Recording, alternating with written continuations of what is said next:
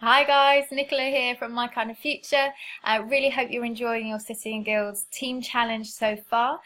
You are approaching the halfway point, so really well done, and I hope your teams are working well together, and you're putting together a really great pack that will help towards your presentation in just a few short weeks. Okay, let's crack straight on with recapping your week 3. So, usual recaps here, and thought about what you should have accomplished in week 2, just to check on your own progress there, which was focusing a little bit on social responsibility. It's quite a buzzword at the moment amongst any big, small company, so certainly when you're producing your own production company, it's something you need to be able to stand up confidently and say, yeah, we have not overlooked social responsibility. So you should have assigned roles, thought about your target market, and have a genre and aim for your show, and also aim to include local areas in the production somehow. So they're the key points that we covered in the last session. If you haven't ticked off any of those, then please make sure you do as part of your week 3 as well, so just add it onto this week's tasks for yourselves. We know what's expected of you by now, so I won't go over that again, but week 3 was researching your target market, choosing aims, and TV show development. So let's begin. What do you know about the Paralympic Games? Did you follow London 2012? Does it have the same draw as the Olympics? Does it have positive impact on society? And has it changed your views on disability? So hopefully you had quite an interesting discussion with this one. It might be something that affects you personally, or you've got experience of as a team. It might be something you've never really even thought about. This is where it's really good to be open in these discussions. It's very, very easy to be quite close-minded and only think about your own experience, and actually hearing what your group members have to say will really do you good as well. It might be actually that you've got quite opposing opinions in your team, but great teamwork and skills that you'll be bringing out in having those discussions. So we wanted you to think about what links your show with Rio. So we don't want to forget the relevance of 2016 Olympics being held in Rio. So this is a little bit of going back to your research from week 1. What did you find out about Rio as a city? And how is your TV show in line with the aim of the Olympics? So being sure to say, okay, our show is really unique and pretty off the wall and out there. However, of course, it ties in with that original brief with these 3 key links. What does your show portray and represent? Hopefully you've thought about that as well. And have you included both Olympic and Paralympic coverage and reference? It's really easy to maybe focus in on one particular athlete, or particularly the Olympic Games, as that one comes first. But the Paralympics has huge scope to impact people and draw in your audience as well. So thinking about equality and diversity, hopefully again you have some good discussions about what this means to you, but equality means equal rights and treatment to all individuals, and diversity is different from what is normal or expected. So when those things come together, equality and diversity make for quite an interesting topic. It's good to check yourselves as individuals, and we all need to do that.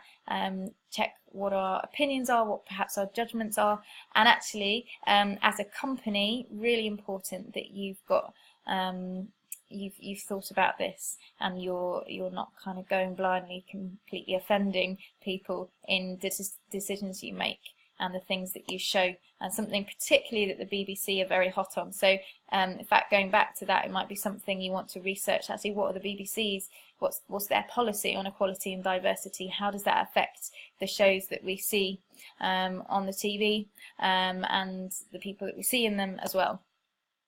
So of course, audiences come in all shapes and sizes.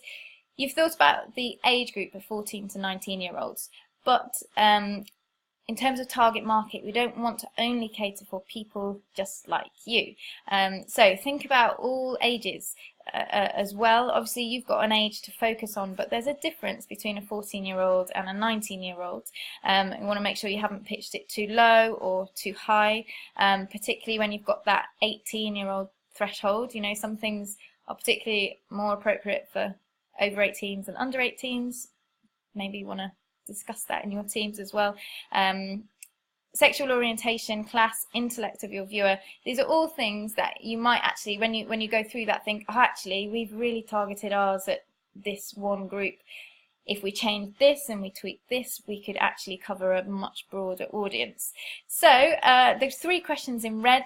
Really interesting to have note of those. Who's most likely to be offended by your show, if you're being completely honest? What sort of person may feel segregated, and in what ways would you say your show is definitely inclusive? So this, again, adding to your pack of work now, which is hopefully building up quite nicely. You've got an assigned role, but what area of social media could you take responsibility for? You know, we're asking you to come up with a production TV show, so it's very television specific.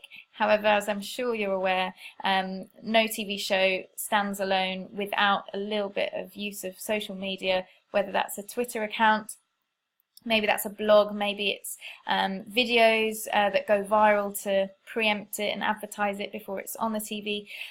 What's going to be most effective for you as a team and as a show that you've created? It won't be the same as another team in your room. It will be completely dependent on all the decisions that you've made so far. So bear those things in mind and get some good statistics. So why are you focusing on creating a blog? And you know, what blogger has inspired this, and how many views do they get? How many hits are they getting? Who are they impacting? All this information will be out there. What we want to see is that you've put in that extra effort, you've taken the time to research stats that really support your decisions with your show as well. When you're pitching this in front of, hopefully, all the way in the final in front of the BBC reps, it will really set you apart and make you look very professional if you've shown that you're reaching as many youth as possible, because that's their key target. They'll be thinking, great, they've thought this all through, they've got a great idea and they've backed it up. We're confident that they will hit our brief and reach lots of people. Then we're going to think about marketing your show. We want you to name your show if you haven't already, and think about what your show's USPs are. So you know, that's unique selling points. So that might be to do with your cast. Maybe it's the first ever drama to not use actors but only use athletes. How is that going to work? What else is making your show unique? Think about lining it up with the sorts of shows that would be classed as the same genre, and within that, how does your show set itself apart? Again, this is going to be really useful for your pitch. USPs are things that people really hang on to, and I'd say actually 3 USPs would serve you really well. The groups of 3, psychologists say we remember things in groups of 3 even more. So it means long after your pitch, when the BBC are going through and comparing teams, they say, ah, they had that really strong idea, they were this, this and this. Great. Practically, what you should have made a start on this week is writing a TV listing for your first episode of your TV show. This will appear in Radio Times, so with that in mind, it may well be worth just either buying a copy between yourselves as a team of the Radio Times, showing that you've done your research there again, and that might be that in your final pitch, in your PowerPoint, you've got, well, we read this article and we thought that was pitched at the right kind of audience, so we followed a guideline there. You can find these things online as well for free if you don't want to go all the way to the shops and buy one. Think about 100 words to get your audience interested in your show. It's not only going to be read by your target market, of course. This will be read by by lots of people who are reading the magazine. And it may be that you've got an opportunity to entice a few of the people into watching as well. And then think about the image you want to have on there and what's best going to suit your show. So this is about thinking of the tone. Now hopefully this has come through with your social media work that you've done, and you think about tone. If one of you has perhaps designed a Facebook page, are all your posts quite humorous? Are they quite, are you trying to pull on people's heartstrings? What is it? And then you think about your image in your article. Is that going to be of very happy people? Is that going to be of a homeless person in Rio? What is it? What are you trying to grip people with? So choose an image that's really suitable. You may even want to take a photo yourselves as a team to add to your file, so you can say, actually, we couldn't find a picture online that did what we wanted to do, but we want it to be something like this, but maybe rather than being on my street where I took the photo, it would be in the slums in Rio, whatever it might be that relates to your show. Just an example there. And then a 10-minute interview segment for Radio 1 has come up, and we need you guys to fill it. Within that, you need to promote equality and diversity. So think about someone who reflects equality and diversity and find a way to link that to your show. So this is about choosing not just super popular celeb, but someone who actually can come in. We make a really interesting interview, perhaps because of their background, their experience, and something they've been through. It doesn't have to be an athlete, but it can be. It might be someone, an ex-war veteran who's known in your area, or completely unknown. Maybe it's an opportunity to get somebody in front of the microphone who's never had the chance to tell their story before.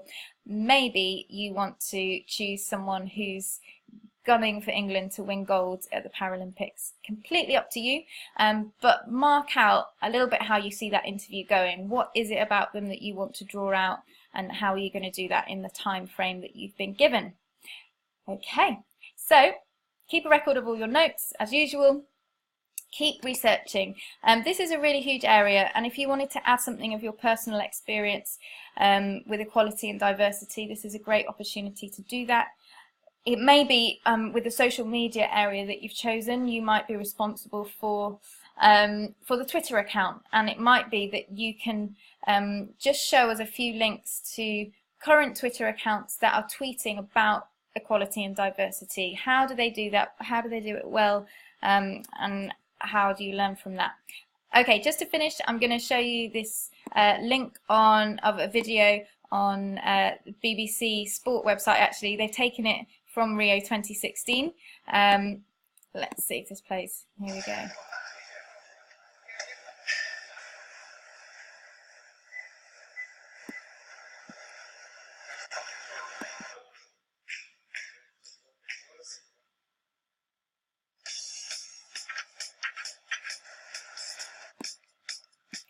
This is just one example of how people's perceptions can change if they're exposed to the right thing.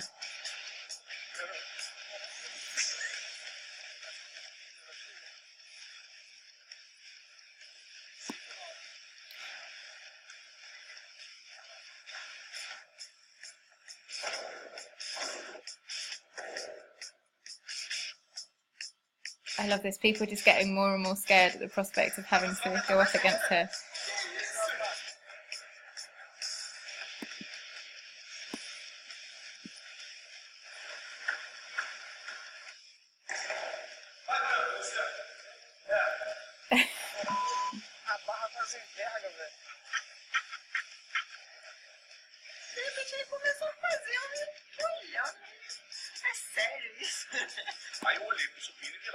Sorry, one of my face is in the way, but...